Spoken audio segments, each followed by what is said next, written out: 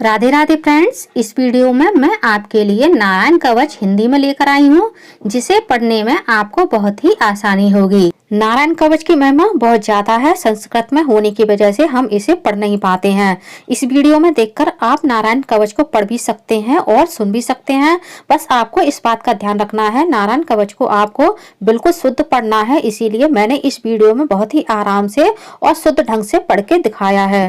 राजा परीक्षित ने पूछा, भगवान देवराज इंद्र ने जिससे सुरक्षित होकर शत्रुओं की चतुरंगिनी सेना को खेल खेल में ही अनायास जीतकर त्रिलोकी की राजलक्ष्मी का उपभोग किया, आप उस नारायण कवच को सुनाइए और यह भी बताइए कि उन्होंने उससे सुरक्षित होकर रणभूमि में किस प्रकार आक्रमणकारी शत्रुओं पर विजय प्राप्त की। श्री सुखदेव जी ने कहा, परीक्षित, जब देवताओं ने विश्वरूप को पुरोहित बना लिया, तब देवराज इंद्र के प्रश्न करने पर विश्वरूप ने नारायण कवच का उपदेश दिया। तुम एकाग्रचित्त होकर उसका श्रवण करो। विश्वरूप ने कहा, देवराज इंद्र, भय का अवसर उपस्थित होने पर नारायण कवच धारण करके अपने शरीर की रक्षा कर लेनी चाहिए। उसकी विधि यह है।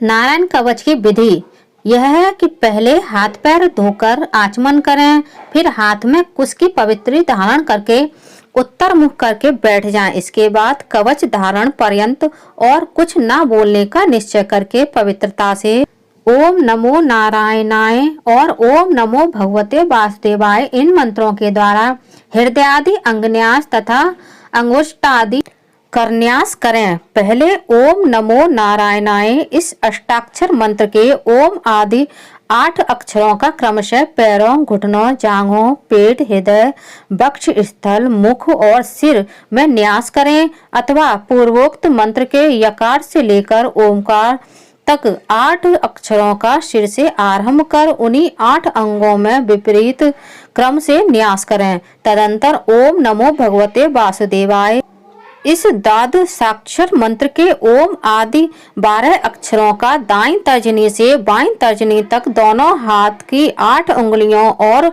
दोनों अंगूठों की 2-2 गांठों में न्यास करें। फिर ओम विष्णवे नमः इस मंत्र के पहले अक्षर ओम का हृदय में, बी का ब्रह्मरंध्र में, श का बाहों के बीच में, ड़ का चोटी में, बे का दोनों नेत्रों और ना का शरीर की सब गांठों में न्यास करें।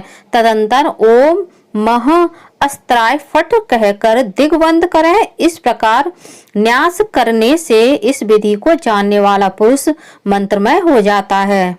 इसके बाद समग्र ऐश्वर्य, धर्म, यश, लक्ष्मी, ज्ञान और वैराग्य से परिपूर्ण इष्ट देव भगवान का ध्यान करें और अपने को भी तद्रूप ही चिंतन करें। तत्पश्चात विद्या, तेज और तप स्वरूप इस कवच का पाठ करें।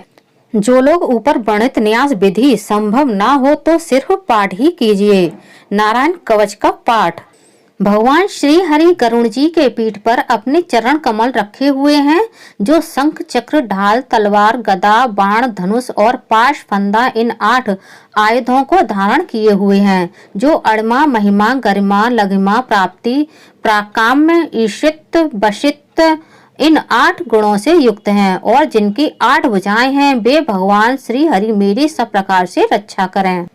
मत्स्य मूर्ति भगवान जल के भीतर जल जंतु रूपी वरुण पास से मुझे बचावें। माया का आश्रय लेकर ब्रह्मचारी का रूप धारण करने वाले वामन भगवान स्थल पर और विश्व रूपधारी श्री त्रिविक्रम भगवान आकाश में मेरी रक्षा करें।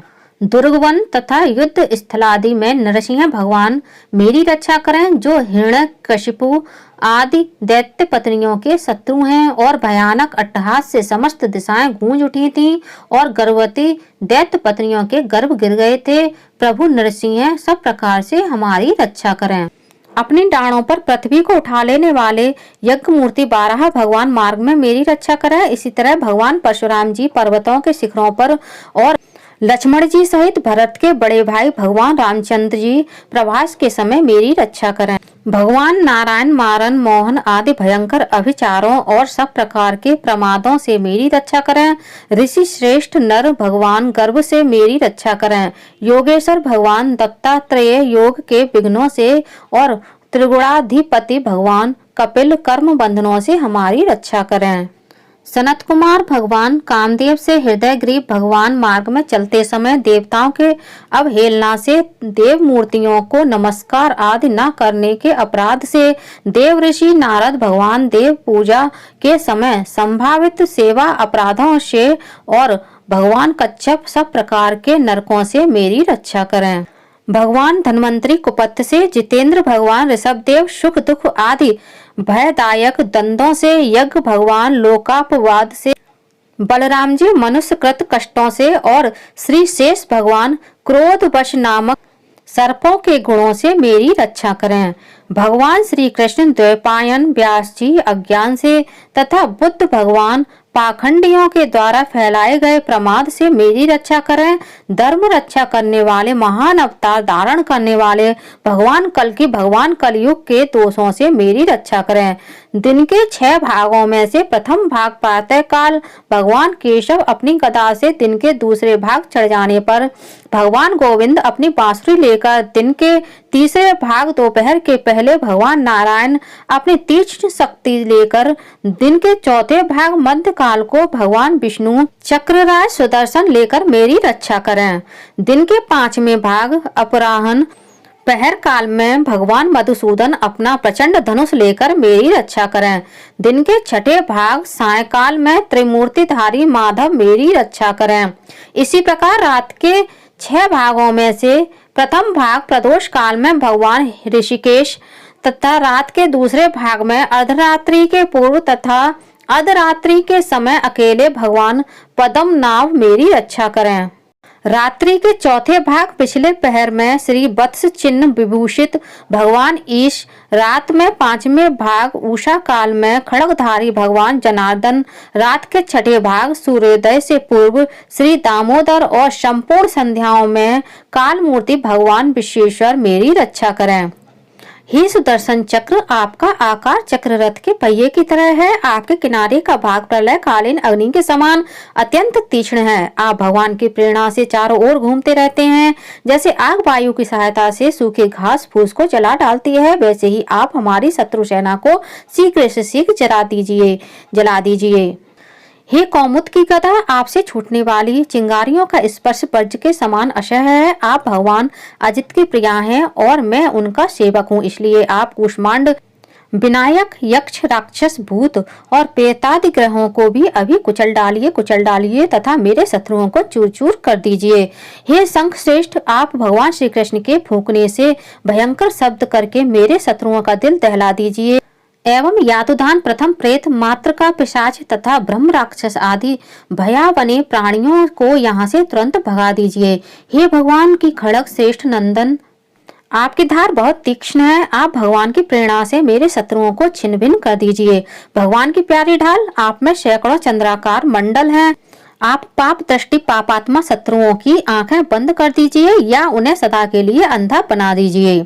सूर्य आदि नवग्रह, धूमकेतु, पुच्छल तारे आदि केतु, दुष्ट मनुष्य, सर्पादि, रेंगने वाले जंतु, डाढ़ों वाले हिंसक पशु, भूत प्रेत आदि तथा पापी प्राणियों से हमें जो भय हो और जो हमारे मंगल के विरोधी हों, वे सभी भगवान के नाम रूप तथा आयुधों का कीर्तन करने से तत्काल नष्ट हो जाएं। बृहद रथरंतर आदि सामवेदीय स्त्रोतों से जिनकी स्तुति की जाती है, वे वेद मूर्ति भगवान गरुण और विश्वक्सेन जी अपने नामोच्चारण के प्रभाव से हमें सब प्रकार की विपत्तियों से बचाएं। श्री हरि के नाम रूप वाहन, आयुध और श्रेष्ठ पार्षद हमारी बुद्धि, इंद्रिय, मन और प्राणों को सब प्रकार की आपत्तियों से हमारी रक्षा करें। संसार में सत मूर्त पदार्थ, असत अमूर्त पदार्थ जो भी हैं, वह वस्तुतः भगवान ही हैं। इस सत्य के प्रभाव से हमारे सारे उपद्रव नष्ट हो जाएं। जो लोग ब्रह्म और आत्मा की एकता का अनुभव कर चुके हैं, उनकी दृष्टि में भगवान का स्वरूप समस्त विकल्पों से रहित है, भेदों से रहित है। फिर भी वे अपनी माया शक्ति के द्वारा भूषण, आयुध और रूप नाम की अपनी विभिन्न शक्तियों को धारण करते हैं। यह बात निश्चित रूप से सत्य है। अतः सर्वज्ञ सर्वव्यापक भगवान श्री हरि सदा सर्वत्र सब स्वरूपों से हमारी रक्षा करें। जो अपने भयंकर अट्टहास से सब लोगों के भय को भगा देते हैं और अपने तेज से सबका तेज ग्रस लेते हैं। वे भगवान नरसिंह दिशा विदिशा में नीचे ऊपर बाहर भीतर सब ओर से हमारी रक्षा करें। देवराज इंद्र, मैंने तुम्हें यह नारायण कवच सुना दिया है। इस कवच से तुम अपने को सुरक्षित कर लो, बस फिर तुम अनायास ही सब दैत्य युद्धपतियों को जीत कर लोगे। इस नारायण कवच को धारण करने वाला पुरुष जिसको भी अपने नेत्रों से देख लेता है अथवा पैरों से छू लेता है, तत्काल समस्त भयों से मुक्त हो जाता है। जो इस वैष्णवी विद्या को धारण कर लेता है उसे राजा, डाकू, प्रेत, पिशाच आदि और बाघ आदि हिंसक जीवों से कभी किसी प्रकार का भय नहीं होता है। नारायण कवच की महिमा। इस कवच का एक यह भी प्रभाव है, इसे धारण किए हुए मनुष्य की किसी भी क्षेत्र में मृत्यु हो जाए तो उसकी सद्गति होती है। उसकी सद्गति के लिए क्षेत्र विशेष में मृत्यु का होना अपेक्षित नहीं होता है। इसी बात को एक कथा के रूप में 3 श्लोकों में कहा गया है।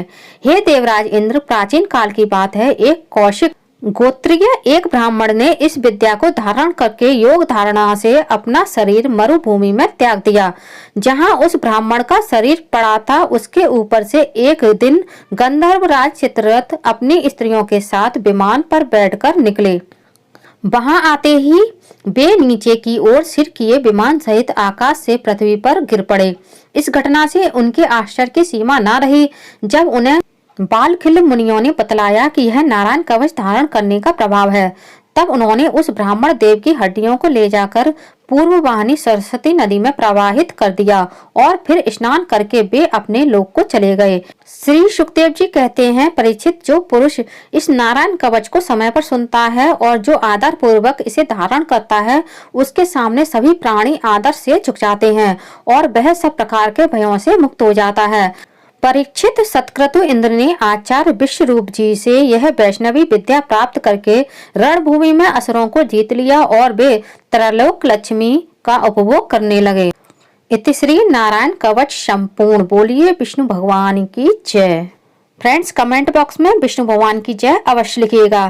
फ्रेंड्स, आप लोग मेरे चैनल पर पहली बार आए तो प्लीज चैनल को सब्सक्राइब कर लीजिए, वीडियो को ज्यादा से ज्यादा लाइक कीजिए, शेयर कीजिए, साथ ही बेल आइकन को प्रेस कर दीजिए ताकि हमारी आने वाली लेटेस्ट वीडियो की नोटिफिकेशन आप लोगों को टाइम से मिल सके। मैं चैनल पर आपके लिए ऐसी ही अच्छी वीडियो लाती रहूंगी। बोलिए विष्णु भगवान की जय। धन्यवाद फ्रेंड्स।